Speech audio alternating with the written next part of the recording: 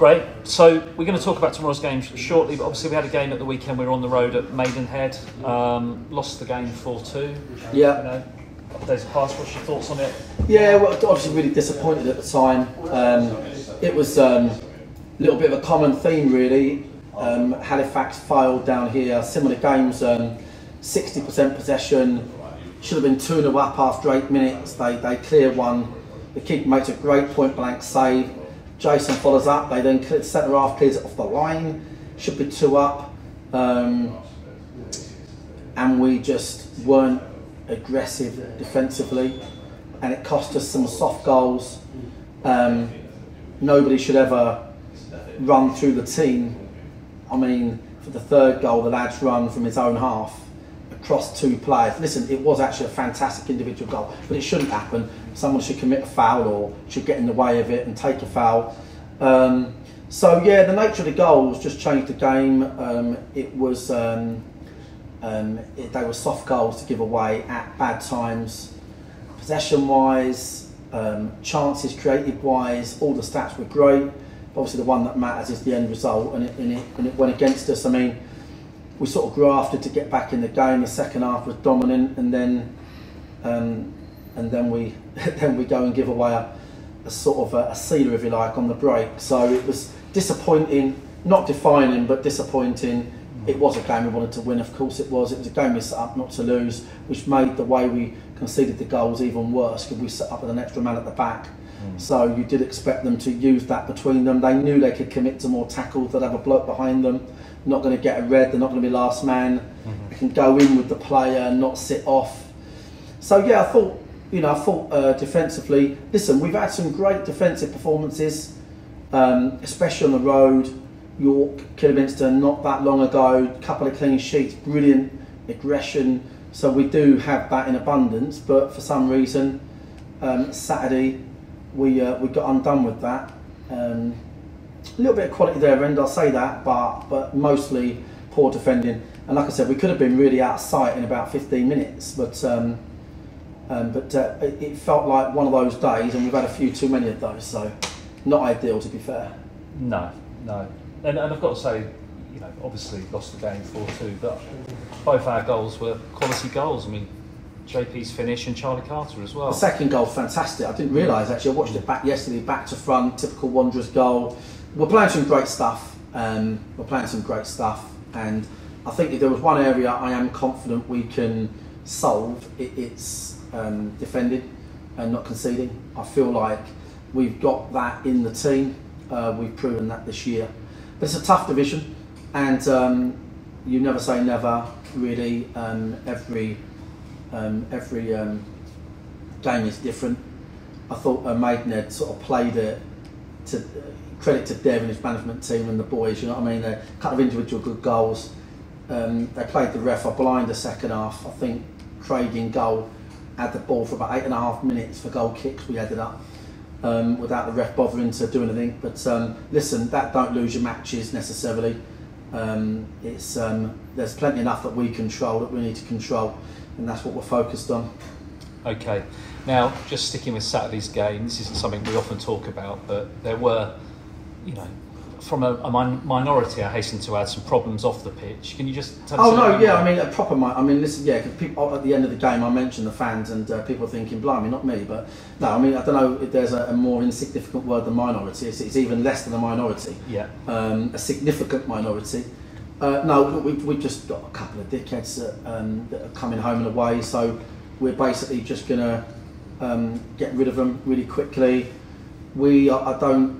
Listen, there's a time and a place for, you know, for when the opposition supporters might be winding you up and you give them a bit back. We understand that football, but we've got a couple of dickheads that think they're in Football Factory that turn up and within the first 2 minutes want to sort of act antisocially to the opposition, so it's pathetic. So, yeah, we're going to speak to a few of them young lads and basically get rid of them. That's the bottom line, and we're going to keep an eye out for them. If we haven't identified you yet, you can email us. Subject line, I'm one of the dickheads, and it might go in your favour to approach us because we're about to find you and sling you out. So that's where we are. Okay, so yeah, we're talking significant minority, and It's important to us as a club because we are a family club. I know that I swear too much, but in reality our club is built on a family environment.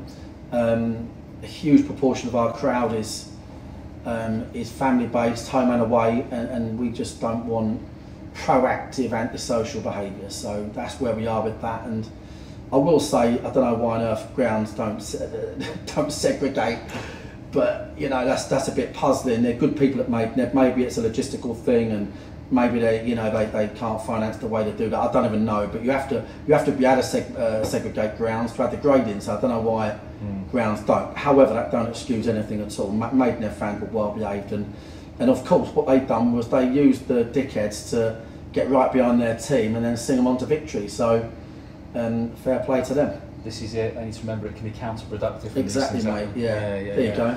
Okay. Well, look. Obviously, the games come thick and fast, and we're on the road again tomorrow night. Roots Hall, Southend away, 7:45. What's your thoughts on that one? Well, I mean, let's just spare a thought for like management job of the century. Really, I'm not just saying it. Like Kev Mayer is. I don't think anybody. Well, I know for a fact nobody would do what Kev's done at that club. Last season, phenomenal performance, players not getting paid. I mean, I've physically don't have the words to describe what he's done for Southend Football Club. And when they was out with the washing, when the owner was parking the bus and not paying people and making it a horrible place, and Kev held that club together single-handedly. He's also the first to message me when we've had a few tough times. He'll message me out of nowhere. He's a really good guy, and I've got an awful lot of respect for him. And you know, I know the supporters, and if not, they should really be behind Kev. But the supporters have got their club back. It's a brilliant story. The club was almost out of the washing, and it's a huge community club, ex-League One club. They're now back in their horde. The lads are taking it over. Managed to get Ron Martin out, which at one point looked like it just weren't going to happen.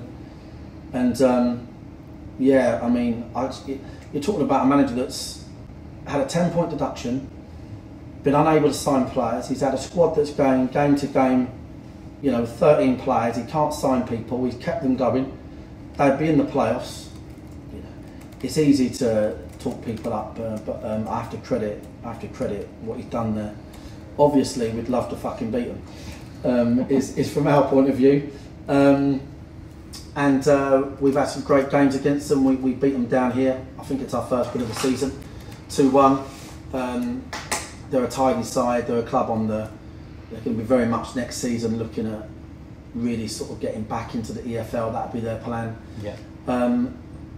It's all the supporters are down there to will them back onto victory, and they're in good form. So that's where we are with it. I think we've got to approach the game. We're never. I mean, we all know that we're always in every single game we play. Really, we're able to put out half decent sides at the moment. Obviously, we've got Josh's suspension, which he's in his last game, which is frustrating. He's our most influential midfielder. We've got a question mark over Charlie Carter. He's got sort of whiplash. Baz's dead leg's not really great. He played on it Saturday. George has got tendonitis. So, but listen, mate. Every team could quote problems. Joe's still out injured as well. Joe Cook. Yeah, look, it'll be a good game and a good atmosphere. And as always, we're not there to make the numbers up. We're not going to go there defensive, that's for sure. And we are going to try and create one of those good nights that we have created quite a lot, even in the last 2 years. But beyond that, and we look forward to going to Southend and seeing their supporters who we get on well with. Beyond that, long way to go. Yeah. It's important to know, we were second bottom before the Chesterfield game, and if you're 4-6 points from 10th place or something, and that's not just us, that's the two teams below us, that tells you that it's just an even kill league, isn't it? That's the bottom line, and you're only a few bad decisions or, you know, bad bit of luck away from being in a different position.